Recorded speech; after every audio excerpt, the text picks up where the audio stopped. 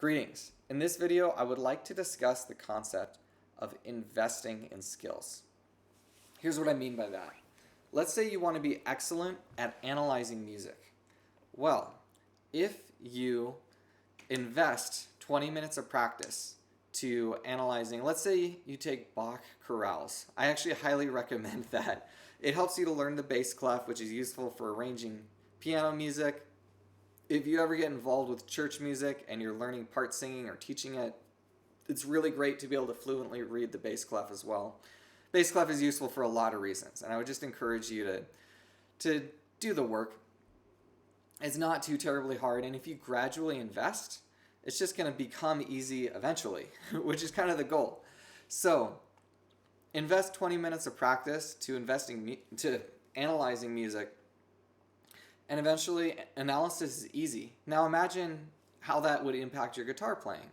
Well, you pick up a score and you start to just see the harmonies right away. And then when you can easily see the harmonies, it's easy to see what the composer is doing with those harmonies.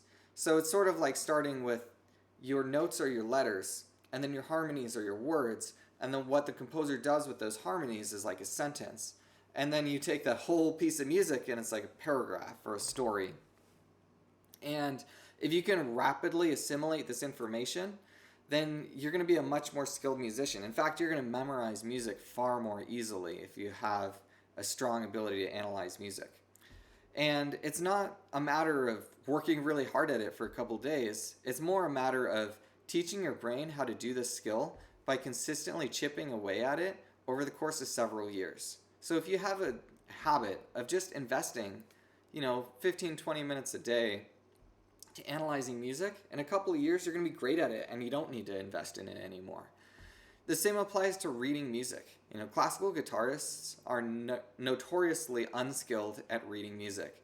But if you just establish a habit of half an hour of practice, I just read music and I don't worry about anything else. I'm just focused on developing this skill. 2 or 3 years from now, you're going to be far more skilled at reading music, and you're going to be really grateful to your past self for doing that work.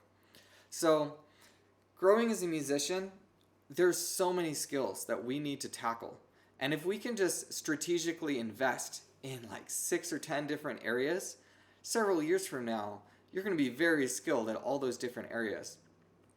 But if you're just intensely focused on learning this one piece of music, then you're going to be lacking in some areas that are very, very important that are going to really prevent you from playing that piece of music well.